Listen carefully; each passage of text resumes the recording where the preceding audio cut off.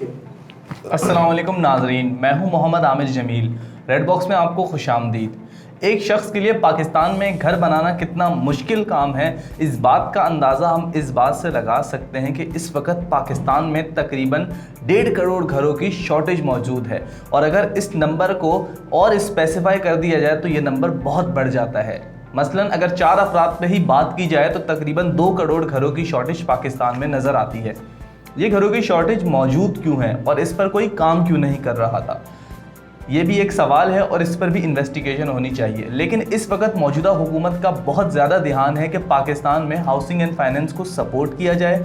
इस सपोर्ट के लिए वो तमाम हुकूमती इदारों को बरूए कार ला रहे हैं, जिसके ज़रिए हमें नज़र आता है कि डिफरेंट स्कीम्स अनाउंस की जाती हैं, डिफरेंट इंसेंटिव्स दिए जा रहे हैं, जिनमें कंस्ट्रक्शन पैकेज, हुकूमत का बैंकों को अपने पोर्टफोलियो को इंक्रीज करने का ऐलान और इसी तरह से 33 अरब रुपए की सब्सिडी हाउसिंग एंड फाइनेंस के लिए। ये सब इकदाम हैं हुकूमत के कि किसी तरह से कंस्ट्रक्शन इंडस्ट्री को चलाया जाए और पाकिस्तान में हाउसिंग एंड फाइनेंस का जो इशू है उस इशू को रिजॉल्व किया जाए।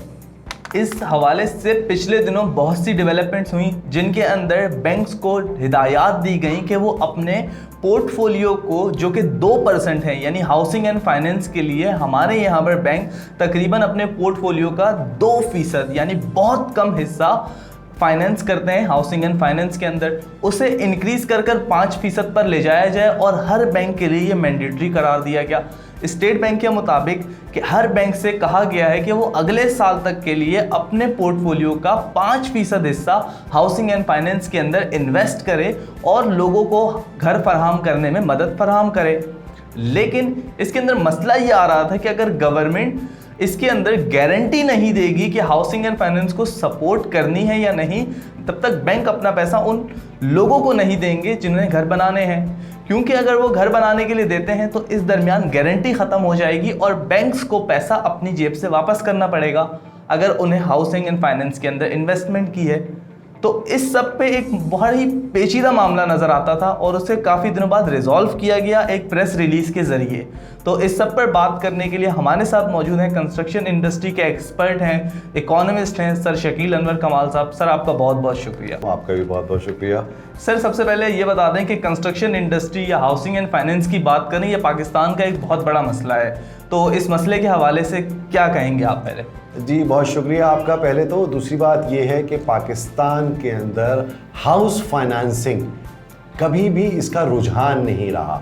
गॉन आर द डेज जब कभी हमारे यहाँ HBFC house building finance corporation का एक बड़ा अहम किरदार हुआ करता था और जैसे जैसे उसका किरदार कम होता चला गया, उसकी इफादियत कम होती चली गई, लोग पाकिस्तान में ज़्यादातर कैश के ऊपर अपना घर ख़रीदते हैं, कैश पर अपना मकान बनाते हैं, कैश पर ज़मीन ख़रीदते हैं या अपार्टमेंट या विला बनाते हैं। इस सिचुएशन की वजह से पाकिस्तान में आप जानते हैं कि डिमांड एंड सप्लाई का तो एक बहुत बड़ा इशू है, यानी कि there is more demand for housing in Pakistan और उसको फुलफ़िल करने के लिए लोगों के पास इतनी इस्तात नहीं है कि वो अपना घर बना सकें। ख़ास तौर पे जो लो इनकम ग्रुप के लोग हैं, जो लोअर मिडिल क्लास से ताल्लुक़ रखते हैं, उनके लिए घर बनाना एक ख्वाब हो गया है।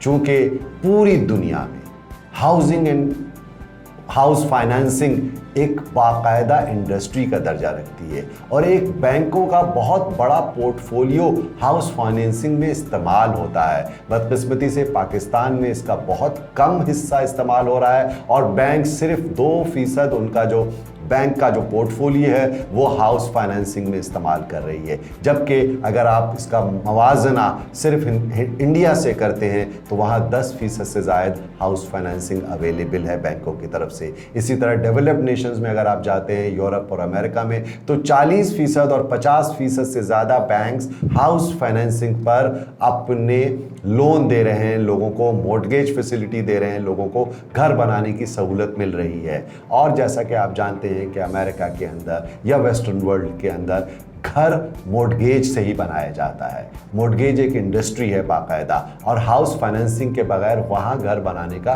तसव्वुर नहीं है। जबकि पाकिस्तान में इसका बिल्कुल ऑपोजिट है और पाकिस्तान में बैंक से लोग रुजू नहीं करते हैं घर बनाने के लिए, या करते भी हैं तो उनकी तादाद बहुत कलील है। اس کو ایڈریس کرنے کے لیے، کیونکہ پاکستان میں ہاؤسنگ ایک مہنگا سیکٹر ہو گیا ہے، زمینوں کی قیمتیں بہت آسمان کو چھونے لگی ہیں، مکان بنانا ایک غریب آدمی کے لیے، ایک لو انکم گروپ کے سے تعلق رکھنے والے شخص کے لیے ایک خواب ہو گیا ہے۔ تو اس کو فیسیلیٹیٹ کرنے کے لیے پاکستان کی گورنمنٹ نے اور اسٹیٹ بینک آف پاکستان نے تمام بینکوں کو یہ ہدایات جاری کی ہیں کہ وہ باقاعدہ اپنا ہاؤسنگ چیپٹر بنائیں، باقاعدہ اپنا ہاؤسنگ ڈپارٹمنٹ کریٹ کریں اور ہاؤس فائنینسنگ کو آسان سے آسان تر بنائیں تاکہ ایک عام آدمی اس سے فائدہ بھی اٹھا سکے اور اپنے گھر بنانے کے خواب کو شرمندہ تعبیر کر سکے۔ سر ایک مسئلہ جو کہ آ رہا تھا پچھلے دنوں گورنمنٹ کی جانب سے بھی نظر آ رہا تھا، بینکس کی جانب سے بھی یہ مسئلہ بار بار ریز ہو رہا تھا کہ ہمیں گارنٹی نہیں مل رہی ہے کہ ہم گھر اگر بنانے کے لیے لون دے دیں تو پیسہ ہمیں واپس ملے گا یا نہیں ملے گا۔ پھر اس پر ایک لا بھی پاس ہوا لیکن پھر بھی نیگوسیشن کرنی پڑی، تو اگر آپ اس پہ تھوڑی روشنی ڈالیں۔ دیکھیں گورنمنٹ تو یہ چاہتی ہے، گورنمنٹ کے مینیفیسٹوز میں تمام ہی گورنمنٹ کی ہو، چاہے وہ موجودہ ہو یا سابقہ ہو یا آنے والی کوئی بھی گورنمنٹ ہو، وہ یہ چاہتی ہے کہ لوگوں کو زیادہ سے زیادہ فیسیلیٹیٹ کرے، لیکن ظاہر ہے یہاں کو سرخ فیتے کا شکار ہو جاتے ہیں منصوبے اور کافی دیگر مسائل، بیوروکریسی کے مسائل، سیاست کے مسائل کی وجہ سے عام آدمی کو سہولتیں نہیں مل پائیں ہیں۔ یہ ہماری بدقسمتی ہے۔ اس گورنمنٹ نے ہاؤسنگ سیکٹر کے لیے آپ جانتے ہیں کہ ایک زبردست ریلیف پیکج کا اعلان کیا۔ اس کے ساتھ ساتھ ایک فائدہ یہ ہوا کہ اسٹیٹ بینک آف پاکستان نے انٹرسٹ ریٹ میں بڑی نمایاں کمی کی۔ آپ جانتے ہیں کہ 13.25% انٹرسٹ ریٹ تھا اسٹیٹ بینک آف پاکستان کا، آج وہ 7% انٹرسٹ ریٹ آ گیا ہے، یعنی کہ انٹرسٹ ریٹ کی کمی سے ادھار سستا ہو گیا ہے۔ اب چاہے آپ کو گھر بنانے کے لیے اگر بینک سے ڈائریکٹ بھی رابطہ کرتے ہیں تو یقیناً بینک آپ کو کم شرح سود کے اوپر لون دے سکتا ہے۔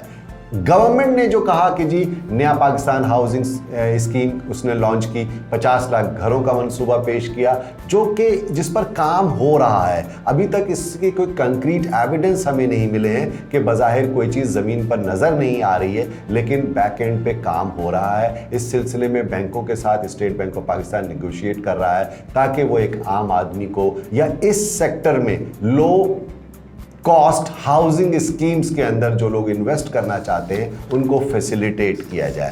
گارنٹی یقیناً ایک بینک، چونکہ آپ کو پتا ہے کہ وہ نفع کا کاروبار کرتا ہے اور وہ یہ چاہتا نہیں ہے کہ کوئی ڈیفالٹ آف لون کو اپنے اوپر لے اور بیڈ ڈیٹ کریٹ ہو اس کے پاس، کیونکہ لون بینک اگر ڈسبرس کر دیتا ہے اور لوگ اپنے کسی بھی سرکمسٹانشل ایشوز کی وجہ سے، کسی بھی ریزن کی وجہ سے وہ قرض واپس نہیں کر پاتے تو بینک کے اوپر یہ لائبلٹی ہوتی ہے۔ تو بینک نے اپنے آپ کو سیف گارڈ کرنے کے لیے گورنمنٹ کے ساتھ نیگوشیٹ کیا، آپ نے جیسے کہ بتایا، اور اب وہ گورنمنٹ نیا Pakistan housing and development authority کے تحت ان کو یہ گارنٹی دے گی کہ آپ اس میں لوگوں کو فیسیلیٹیٹ کریں اور گورنمنٹ اس کو جو ہے اون کرتی ہے۔ تو it is a very good sign اور امید ہے کہ اس سے آگے کی طرف بڑھے گی، پیش رفت ہوگی اور لوگ زیادہ سے زیادہ مستفید ہو سکیں گے۔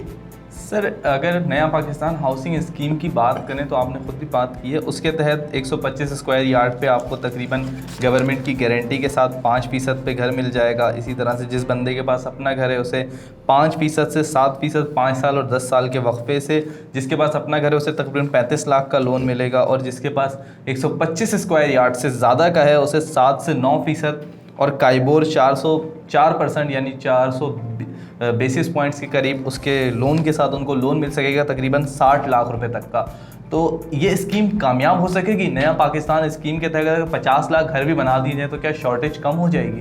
دیکھیے اس میں کوئی شک نہیں کہ پاکستان میں ہاؤسنگ ریکوائرمنٹ بہت زیادہ ہے، اس سے ہاؤسنگ ریکوائرمنٹ فلفل نہیں ہوتی ہے، کیونکہ ہم جانتے ہیں کہ 1 کروڑ 20 لاکھ سے زائد گھروں کی آج بھی ضرورت ہے۔ اگر 10 لاکھ گھر سالانہ بھی بنائے جائیں تب بھی لوگوں کی ضروریات پوری نہیں ہو سکتی، لیکن چونکہ قیمتیں بہت آگے بڑھ چکی ہیں، زمین کی قیمتیں پاکستان کے ہر بڑے شہر کے اندر بہت زیادہ بڑھ چکی ہیں، تو شہر اب پھیل رہے ہیں، شہر اب آگے کی طرف بڑھ رہے ہیں، شہر کے جو آؤٹ سکرٹس ہیں وہاں آبادیاں ہو رہی ہیں، نئی بستیاں آباد ہو رہی ہیں جہاں پر سستی زمین اویلیبل ہے۔ ज़ाहिर है वो शहर से दूर अफ्तादा इलाकों में होगी। तो इससे फ़ायदा ये होगा कि वो लोग जो कि लो इनकम ग्रुप से ताल्लुक़ रखते हैं, जो अफोर्ड नहीं कर सकते शहर में लिविंग, वो इससे फ़ायदा उठा सकते हैं। अभी आपने जो फिगर्स दी कि 5% और काइबोर प्लस 4% और काइबोर प्लस 2% की शरह पर उनको कर्ज दिया जाएगा, ये टेबल अभी आपके सामने स्क्रीन पर भी आ जाएगी कि किस शरह से उनको ये कर्ज दिया जा रहा है और कितनी मुद्दत के लिए ये दिया जा रहा है। ये 5 साल, 10 साल और 20 साल की मुद्दत के लिए कर्ज दिया जाएगा बैंकों की जानिब से। इससे फ़ायदा ये होगा कि जो लोग अपना ज़ाती घर नहीं रखते वो भी इस काबिल हो जाएंगे कि वो अपना घर ले सकेंगे। दूसरी बात यह है कि उनके ऊपर जो इस वक्त फाइनेंशियल बर्डन रेंटल का है, किराए की मद में वो जितने पैसे दे रहे हैं वो पैसे उनके बच जाएंगे और वही रकम उनकी किस्तों की अदायगी में चली जाएगी या बैंक को सूद की अदायगी में चला जाएगा। लेकिन एट द एंड होगा ये कि वो अपने घर के मालिक हो जाएंगे। सर आपने सूद की बात की तो इसके शरिया कंप्लायंस पे भी काम हुआ है और शरिया कंप्लायंस के थ्रू भी लोग अपने घरों के लिए अप्लाई कर सकते हैं। मैं दोबारा अपने सर प्रीवियस सवाल की तरफ आऊँगा कि ये स्कीम कामयाब कैसे होगी, क्योंकि हम जो टारगेट कर रहे हैं वो मिडिल क्लास को टारगेट कर रहे हैं जिसकी तनख्वाह 15 से 20 या 25 हज़ार रुपये तकरीबन उनको देना पड़ेगा बैंक्स को जाकर। अगर वो इतनी रकम निकाल कर देंगे तो वो जो लो स्कीम वाले, जो लो इनकम वाले लोग हैं, उनको किस तरह से घर फराहम किया जाएगा? देखिए, इसमें मैं आपको बता दूं कि आप पाकिस्तान के किसी भी शहर में रहते हो, कराची, लाहौर, इस्लामाबाद, हैदराबाद, पेशावर, सियालकोट, साहिवाल, गुजरांवाला, कहीं भी शहर में रहते हो आप, किराए भी बढ़ गए हैं ज़मीन की कीमतों के साथ। जो लोग आज किराए के मकानों में रह रहे हैं वो 15-20 हज़ार रुपये नॉर्मल किराया दे रहे हैं। तो यही रकम उनकी अगर किस्तों की अदायगी में या शरह सूद में चली जाएगी तो वो at the end of the day उस घर के मालिक तो बन जाएंगे। नेचुरली सेक्रीफाइस बोथ एंड से होगा। गवर्नमेंट एक लेवल तक फैसिलिटेट कर रही है, 35 लाख रुपए का घर बना करके दे रही है, गवर्नमेंट 60 लाख रुपए तक के घर के लिए फैसिलिटेशन दे रही है।